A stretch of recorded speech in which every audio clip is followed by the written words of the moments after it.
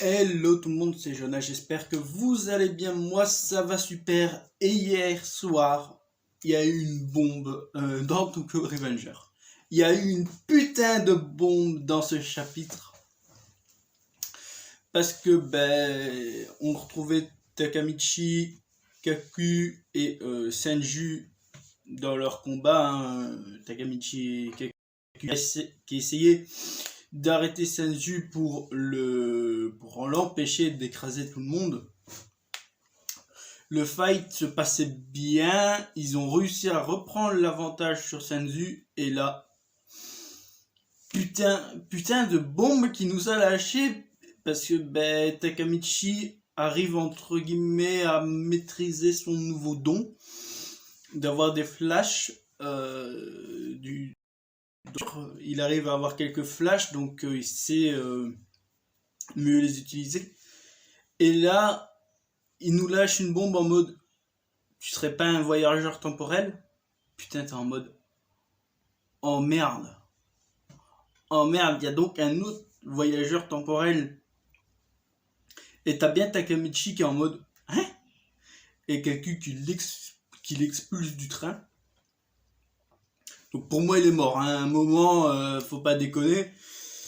Déjà, Salopard utilisait un sabre. Il utilisait un sabre. Donc déjà, c'est vraiment un personnage qui est haut placé dans la fiche de puterie. Parce que il utilisait une arme. Tout comme on l'a vu plusieurs fois dans les règlements de gang du manga. Quand quelqu'un utilise une arme, c'est un lâche. Voilà, il préfère toujours se battre à coups de poing. Une fois que le gang vaincu, il récupère les membres. Mais voilà, on n'utilise jamais d'armes. Sinon, vous êtes considérés comme des lâches. Comme les deux frères que j'ai oubliés, tu vois, qui utilisent toujours la ruse et les armes et tout ça. Ils les considèrent comme des lâches. Senju, c'est pareil. Il a la même mentalité de lâche. Il utilise des armes pour se battre. Et voilà. Mais le fait qu'il fait, attends, t'es pas un voyageur temporel et que t'as Takamichi qui tilt en fait, parce que oui, c'est un voyageur temporel et il tilt totalement, il est en mode ah merde, il y en a un autre en fait. Ça peut pas être Kisaki, ça peut pas être lui, il est mort. Kisaki est mort. Après, je pense à Enma. Enma, il est probablement un voyageur temporel. Mais ce serait étrange quand même, sinon. Après, c'est le seul qu'on voit sur la tombe de Kisaki après. Et le mec a fouillé pendant plusieurs années.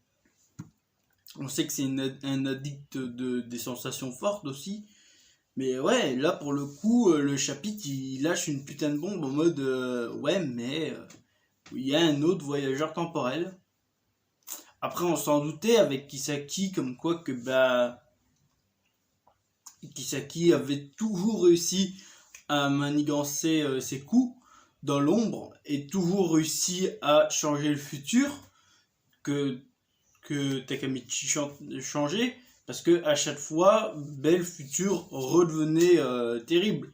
Ina mourait tout le temps. Là, une fois la mort de Kisaki, c'est pas Ina qui meurt, c'est déjà c'est Takamichi. Parce que faut pas oublier que là, à ce moment-ci, son futur a probablement changé. Il a probablement changé parce que Draken est mort. Car avant qu'il retourne dans le passé, Draken était vivant, donc là, Draken est mort. Donc le futur a probablement changé, il n'est plus au même endroit où Mikey lui avait tiré dessus. Mais ça reste un futur où Mikey est plongé dans son côté obscur. Alors on a appris aussi que Senju ne veut pas qu'on touche à Mikey, qu'il appelle le roi, et qu'il lui fait je resterai à tes côtés même jusqu'à ce que tu me tues, mais sache que je suis ton seul ami. Et c'est vrai que pour le coup, le seul ami d'enfance qui lui reste à Mikey, c'est Senju. Ouais. C'est Senju. Bah, après, c'est pas le meilleur ami qu'il aurait pu regarder. Hein. On aurait préféré un Draken ou un Badji, mais non. Ben non. Non. C'est terrible, mais c'est comme ça. Après, c'était un très bon chapitre, là, très bien écrit. J'ai bien aimé la petite, le petit truc de bagarre. Après que Kaku c'est carrément allié à Takamichi, parce que lui, tout ce qu'il cherche à se battre avec Takamichi, hein, pour son clan, enfin pour son gang, et absorber le truc en l'honneur de Mikey. Mais il cherche pas la mort des gens, il s'en fout. Il a déjà perdu Izama, qui a respecté énormément. Et il a retrouvé un peu de réconfort en rejoignant Mikey, qui est son frère, donc, hein, Izama. Et qu'il a retrouvé son héros, qui est Takamichi. Parce que Takamichi, il a arrêté de se larmoyer sur son sort. Il a arrêté de se faire écraser. Il est revenu le héros qu'il était, pour Kaku. Donc là, il se bat avec son héros. C'est comme ça, hein, il l'appelle le héros, hein, quand il a récupéré son power-up de puissance, il a fait le héros est de retour. Donc voilà.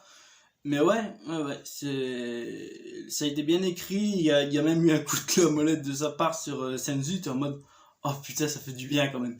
Tu sais, il y a le côté, après, j'ai pas compris pourquoi il a pas tabassé plus que ça le maître inconscient. Et en parlant Takamichi, mais bon, tant pis, hein, ça voilà. Après, il l'a éjecté du train. Je pense, pour moi, c'est fini. Ou alors, il est gravement blessé, Senzu, mais c'est terminé, il peut plus combattre. Il y a aucun moyen qu'il revienne dans le combat, à part vraiment dans la fin. J'ai aucune idée à combien de km/h va un train sur sa lancée.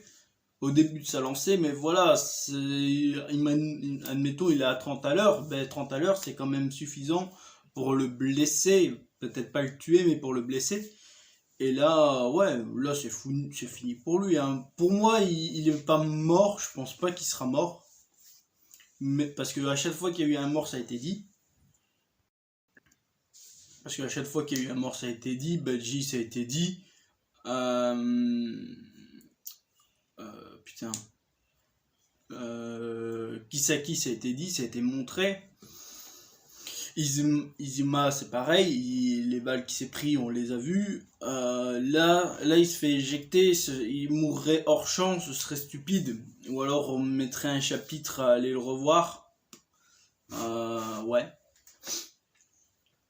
Moi, je vois pas trop l'intérêt. À chaque fois qu'il y a eu un mort, ça a été dit. Draken, ça a été dit. Hein, Après, Draken, ça a été dit par un ambulancier dans une ambulance. Je sais plus s'il y a eu un enterrement. Est-ce qu'on a vu un enterrement? Je sais plus du tout, ça, pour le coup, pour Draken. Mais, ouais. Après, voilà. Peut-être un bon chapitre. J'espère que cette review vous aura plu. N'hésitez pas à vous abonner, de laisser un petit pouce bleu, de me suivre sur Twitter et Instagram. Et on se retrouve pour de prochaines vidéos. Bye tout le monde, c'était Jonah. À la prochaine.